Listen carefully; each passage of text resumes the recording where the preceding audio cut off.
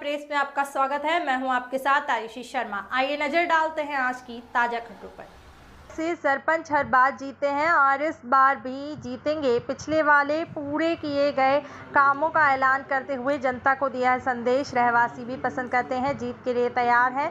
सर्वे के अनुसार इनको मिल रहा है जनता का पूर्ण समर्थन। जो पानी वगैरह सब दूर पहुंचे तो गए वैसे, पर कोई रह गया है जो उपस्थित नहीं। सर, स्वागत है आपका हमारे न्यूज़ चैनल में। सबसे पहले तो जानना चाहेंगे, इस बार आपने नामांकन दाखिल किया है पिवड़ाई से जी। तो कैसी आपकी तैयारियां रही हैं और अभी आगे के आपके क्या क्या कार्य रहेंगे, जनता के लिए आप जानकारी शेयर करें। तैयारी क्या, मैंने पूरे गांव को अपना परिवार माना है जी, और परिवार की तरह काम किया है मैंने, बिल्कुल। और उसी आधार पर मैंने पुनः मेरी पत्नी को चुनाव मैदान में उतारा है। 7 साल से आप सरपंच रहे हैं यहाँ? जी हाँ, मैं सरपंच रहा तो हूँ। पहले से आप आपकी जो योजनाएं वगैरह हैं वो रही भी हैं, तो क्या क्या कार्य किए हैं आपने अपने पिछले कार्यकाल में? मैंने राज्य शासन और केंद्र शासन ने जो भी कार्य के लिए पैसा दिया था जी, उसका करीबन 2.5 करोड़ रुपए की रोडें बनवाई है पूरे गांव में, और 359 प्रधानमंत्री आवास के जो आवेदन आए थे, करीब करीब उनको सबका फाइनल हो गया है। और उसमें से अभी 30-35 आदमी का पेमेंट डल भी गया था, पर अचानक चुनाव आ गए तो कुछ रुक गया है काम। अच्छा। और सबसे बड़ी बात यह है कि जो हमारी माँ बहनें करीब 50 साल से भी कल्याणी पेंशन की हकदार थी, उनको मैंने दिलवाया है। जिनको 50 साल से जो विधवा हो गई थी उनको पेंशन और जो भी शासन की सुविधाएं थी वो नहीं मिल रही थी, मैंने दिलवाई है। ये व्यक्तिगत रूप से जा जाके मैंने उनके डेथ सर्टिफिकेट जो भी उनके पतियों के थे वो मैंने बनवाए हैं, और मैंने उनकी सबको लाभ दिलवाया है। मतलब कुल मिला के आपने पूरे कंप्लीट कार्य कर दिए हैं जी। सारे जो कार्य और शौचालय भी निर्माण करवाए थे जब अपना इंदौर जिला ODF हुआ था। जब जितना पेमेंट सरकार ने डाला था वो सब हितग्राहियों के खाते में ही डाला था। उससे करीब करीब हमारा गांव पूरा ODF हो गया था। और राज्य शासन की तरफ से प्याज गोडाउन बनाने के लिए भी सब्सिडी आती है 1,75,000 रुपये। मैंने वो बात सब किसानों तक पहुंचाई और करीब 18 प्याज गोडाउन पिवड़ाई में बने हुए हैं।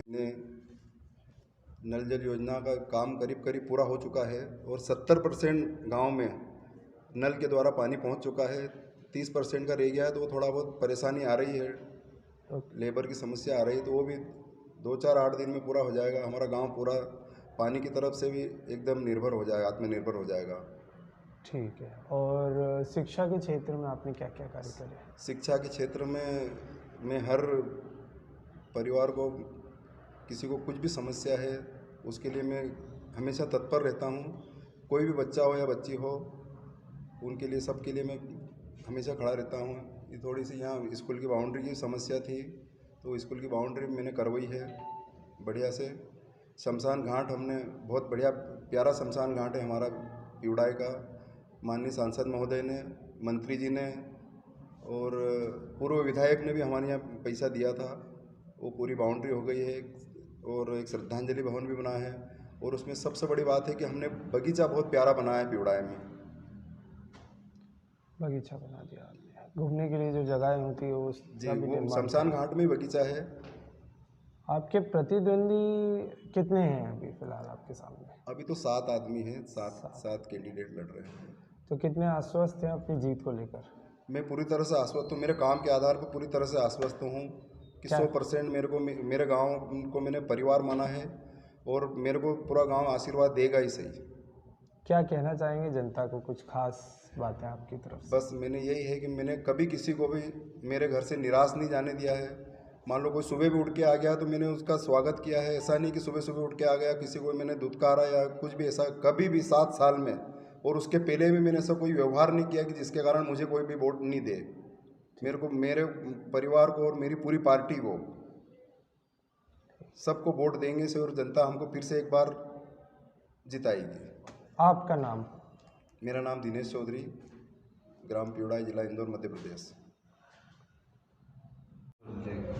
जी, स्वागत है आपका हमारे न्यूज़ चैनल में। तो जैसे कि अभी दिनेश जी ने बताया है कि जो उन्होंने कार्य किए हैं पिछले कार्यकाल में, तो आप यहाँ के निवासी हैं, तो आपसे जानना चाहेंगे कि क्या सच में ज़मीनी स्तर पर ये कार्य हुए हैं? सर, पिछले 7 साल का हमारा कार्यकाल रहा वर्तमान सरपंच जी का, जिसमें केंद्र और राज्य की जितनी भी जनहितैषी योजनाएं हैं, उन योजनाओं को निचले स्तर तक के आदमियों को उसका लाभ मिला है। सरकार की जितनी भी योजनाएं हैं आम जन तक पहुंची है, और कोई भी सरपंच बने, जो सरकार की योजनाएं हैं, केंद्र की योजनाएं हैं, 15वें वित्त आयोग का जो फंड है वह तो पंचायत में मिलना ही है। इसके अलावा हमारे गांव के सरपंच साहब की मैं एक खासियत बताऊंगा कि गांव में सरकारी योजनाओं के अलावा उन्होंने व्यक्तिगत तौर पर जो गांव को परिवार मानकर जो लोगों की मदद की है वह वाकई में काबिले तारीफ़ है। गांव को परिवार माना, गांव में कितने ही गरीब बच्चियों की उन्होंने शादियां की, कितनी बच्चियों को उन्होंने दहेज का सामान दिलवाया, किसी के इमरजेंसी में अस्पताल में भर्ती होने पे अपने व्यक्तिगत तौर पर वहाँ जाके उसकी मदद की। हमेशा हमें किसी भी गांव में हर व्यक्ति को किसी भी तरह की कोई तकलीफ आई तो पहला नाम उसकी ज़बान पे याद आया तो वह हमारे वर्तमान सरपंच साहब का ही था।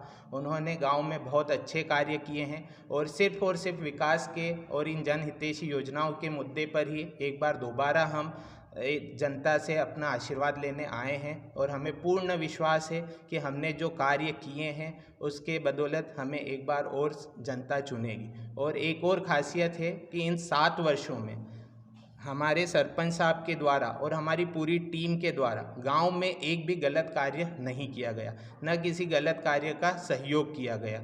हमारे इस 7 वर्षों में किसी भी तरह का कोई भ्रष्टाचार का आरोप सरपंच साहब पे नहीं लगा। तो मेरी सभी ग्रामीण जनों से अपील है कि इतने अच्छे आपको प्रधान मिले हैं तो एक बार पुनः सिर्फ गांव की सेवा करने का एक दृढ़